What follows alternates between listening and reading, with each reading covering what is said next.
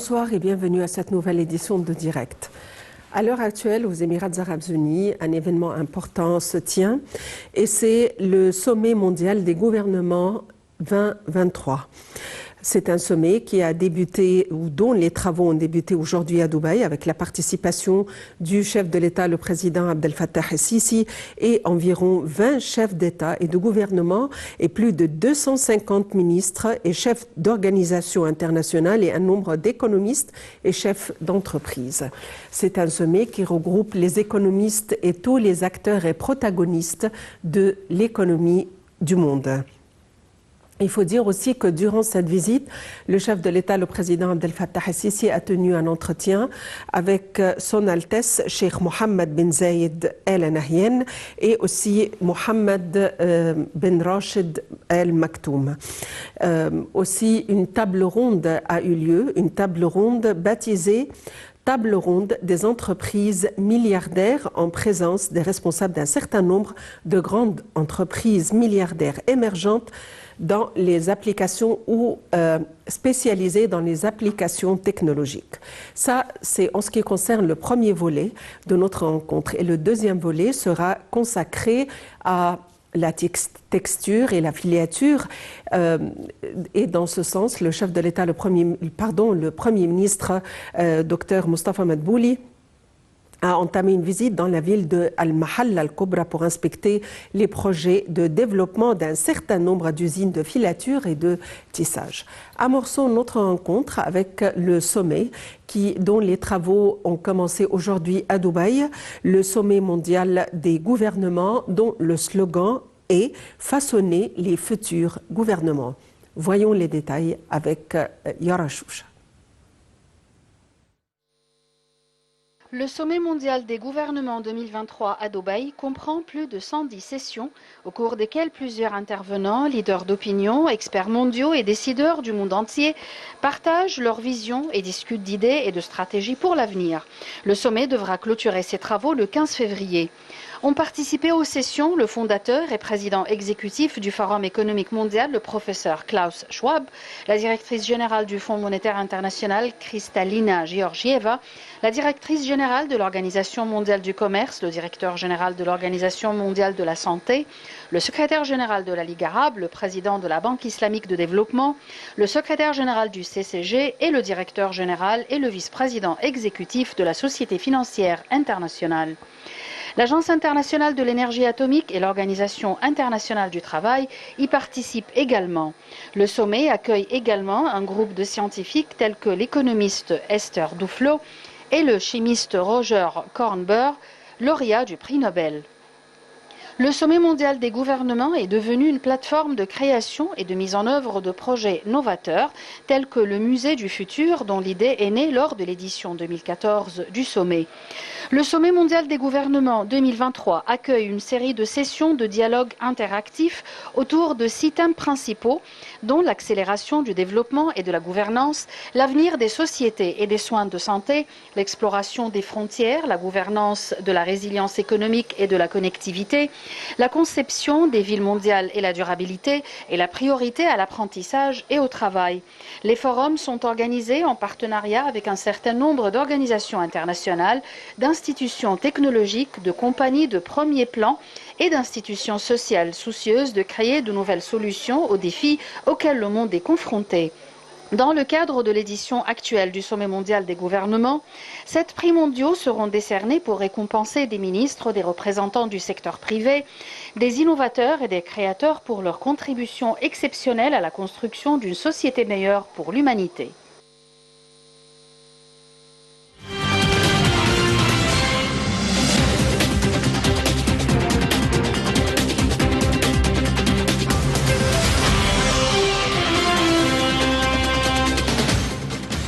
Pour nous donner plus d'éclaircissements, nous avons le plaisir d'avoir en ligne Dr Nesrine Choukri, analyste politique et rédactrice en chef.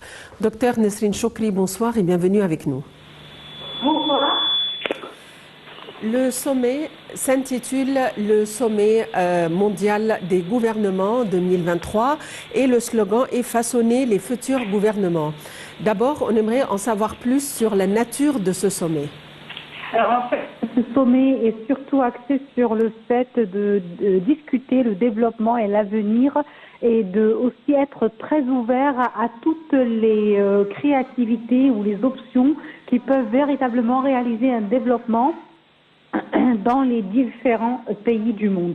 Et par conséquent, ce sommet-là, il permet d'abord à des chefs d'État et de gouvernement de se rencontrer, mais aussi à une jeunesse très créative en place des initiatives ou qui a des idées qui permettent de réaliser ce développement-là à la lumière de tout ce qui a été réalisé, de tous les gains qui ont été réalisés dans la planète.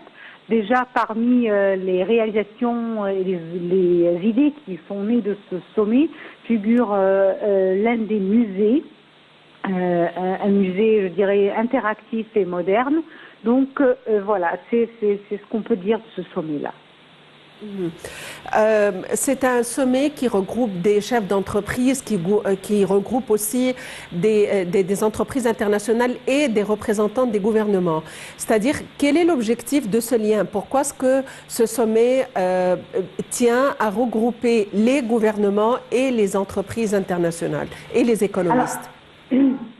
Alors en fait, aujourd'hui, quand on parle de développement, de créativité, de réalisation, et de changement réel, on doit reconnaître que le secteur privé et le secteur, je dirais, public, où les États et les gouvernements sont tous des partenaires et que cela ne peut être réalisé sans la présence d'un secteur privé fort et, je dirais, intégré dans le processus de développement.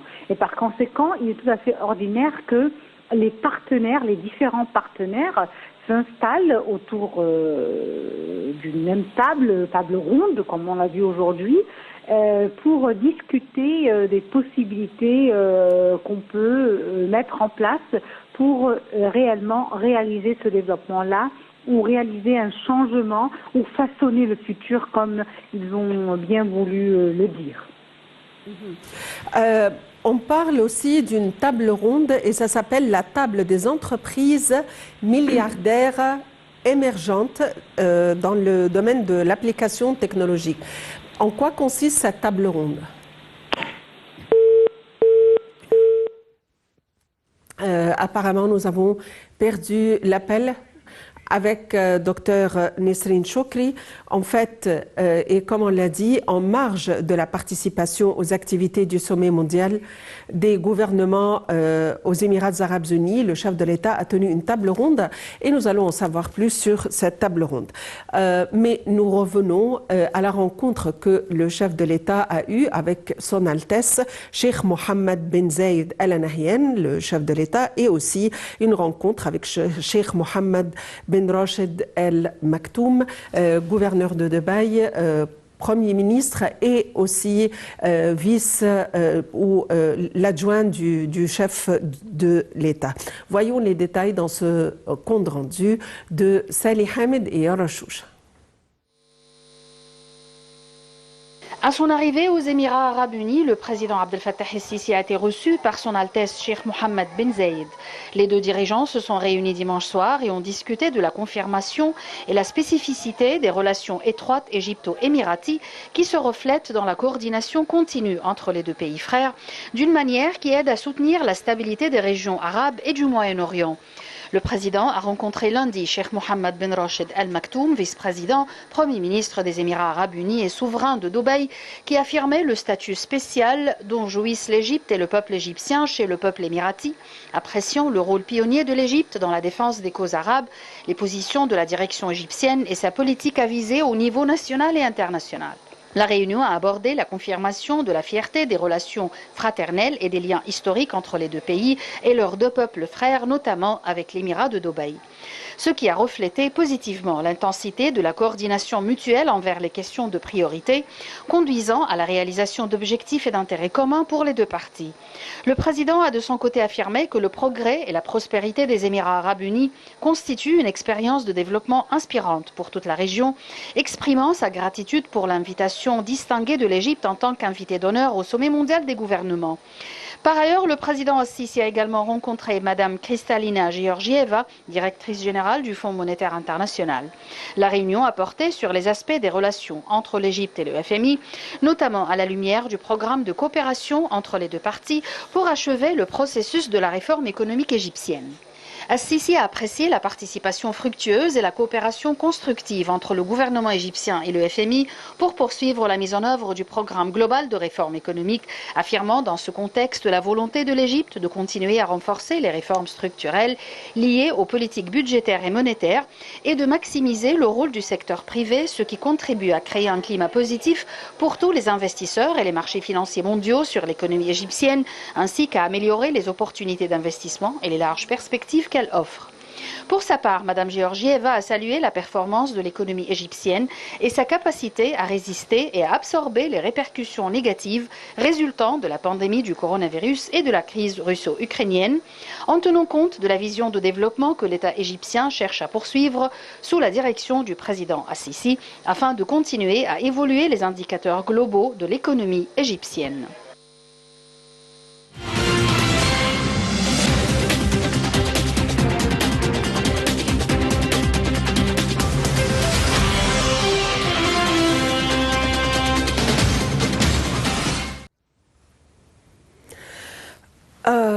Et il faut dire aussi que ce sommet, comme on l'a mentionné, regroupe les protagonistes des organisations internationales, des gouvernements, des économistes, des chefs d'État. Et pour vous redonner les chiffres, il s'agit de 20 chefs d'État et de gouvernement et plus de 250 ministres et 80 organisations internationales.